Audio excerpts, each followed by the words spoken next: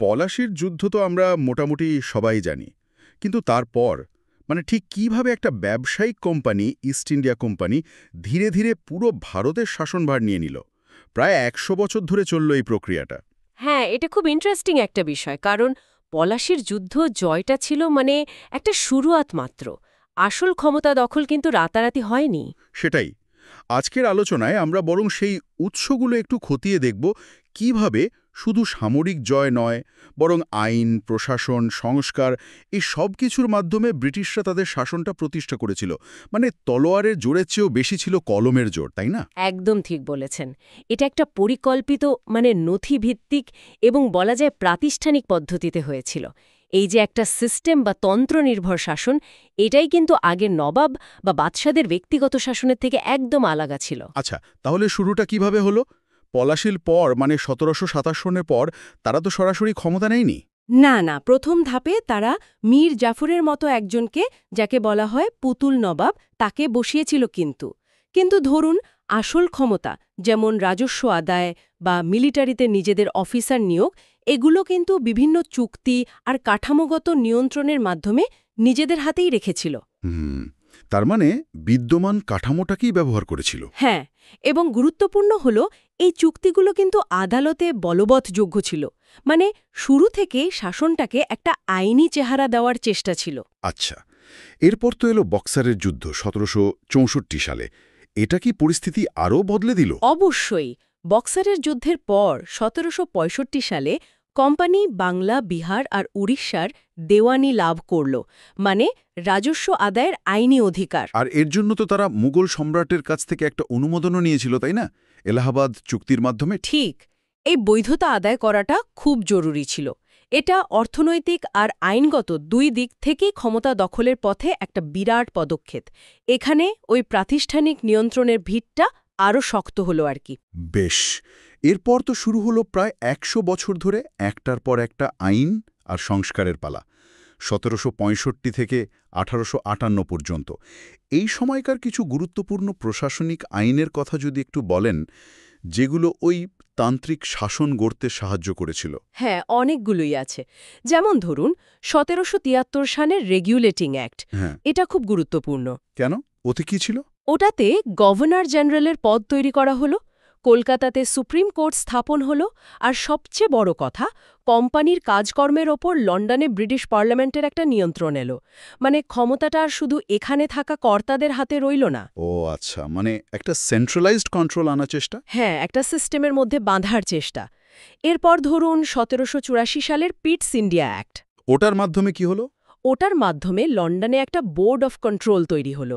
ফলে ভারতের রাজনৈতিক বিষয়গুলোতে ব্রিটিশ সরকারের সরাসরি হস্তক্ষেপের রাস্তা খুলে গেল। বাণিজ্যিক কোম্পানির ভূমিকা কমে এলো, রাষ্ট্রীয় নিয়ন্ত্রণ বাড়ল। আর এরপরেই তো লর্ড কর্নওয়ালিসের ওই বিখ্যাত চিরস্থায়ী বন্দোবস্ত, তাই না? ১৭৯৩ সালে। একদম। ওটা বাংলার ভূমি রাজস্ব ব্যবস্থাকে একেবারে বদলে দিয়েছিল। জমির মালিকানা আর রাজস্বের হার পাকাপাকিভাবে ঠিক করে দেওয়া হলো। এর ফলে গ্রামের সমাজ কাঠামোতে বিরাট দীর্ঘমেয়াদী প্রভাব পড়েছিল। এই সবই কিন্তু সেই সিস্টেম বা তন্ত্র তৈরির একটা পর্যায়। প্রশাসনিক দিকটা তো বোঝা গেল, বিচার ব্যবস্থার দিকেও তো অনেক পরিবর্তন আনা হয়েছিল। নিশ্চয়ই। ওয়ারেন হেস্টিংস ১৭৭২ সালেই দেওয়ানি সিভিল আর ফৌজদারি ক্রিমিনাল আদালত আলাদা করেছিলেন। হিন্দু আর মুসলিমদের জন্য তাদের নিজস্ব ব্যক্তিগত আইন অনুযায়ী বিচারের ব্যবস্থাও করেন।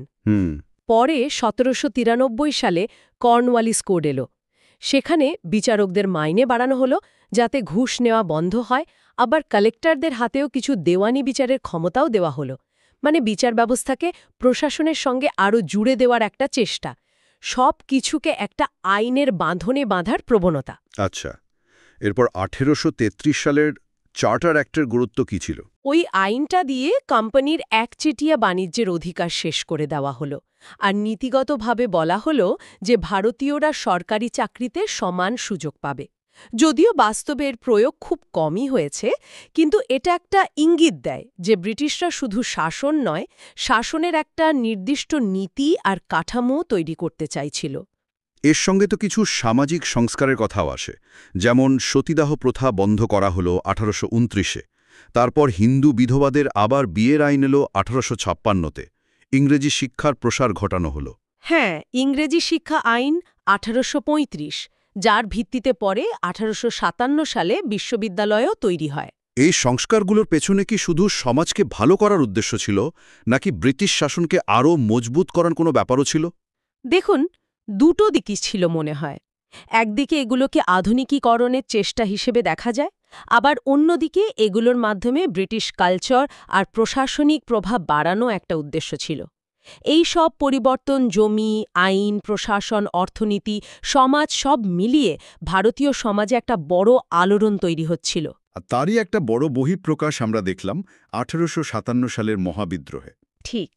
আর সেই বিদ্রোহ দমন করার পরেই কিন্তু এলো একেবারে ফাইনাল স্টেজটা। মানে 1858 সালের ভারত শাসন আইন। হ্যাঁ, ওই আইনের মাধ্যমে ইস্ট ইন্ডিয়া কোম্পানির শাসনের পুরোপুরি অবসান ঘটানো হলো, আর ভারতের শাসনভার সরাসরি চলে গেল ব্রিটিশ রাজ বা ক্রাউনের হাতে।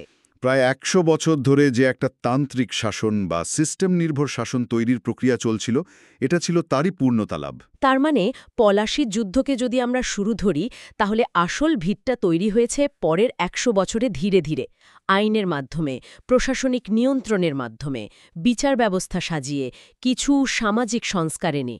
এই পুরো পথটা পেরিয়ে শেষ পর্যন্ত ভারত সরাসরি ব্রিটিশ সাম্রাজ্যের অংশে পরিণত হল। এই পুরো প্রক্রিয়াটাই দেখায় যে একটা বাণিজ্যিক কোম্পানি কিভাবে শুধু গায়ের জোরে নয়, বরং আইন, নিয়মকানুন, প্রশাসনিক কৌশল ব্যবহার করে একটা বিশাল সাম্রাজ্য গড়ে তুলতে পারে। 1858 সালে এসে সেই কাঠামোটা সম্পূর্ণ হলো আর কি। আজকের আলোচনা এখানে শেষ করতে হচ্ছে। তবে একটা প্রশ্ন মনে আসছে, যেটা হয়তো শ্রোতারাও ভাবতে পারেন। ব্রিটিশ আমলে তৈরি হওয়া এই যে নথি-নির্ভর আইনকেন্দ্রিক প্রশাসনিক ব্যবস্থা, এর ছায়া আজকের স্বাধীন ভারতের প্রশাসনিক কাঠামোর ওপর ঠিক কতটা রয়ে গেছে বলে মনে হয়? এটা নিয়ে না হয় আরেকদিন কথা হবে।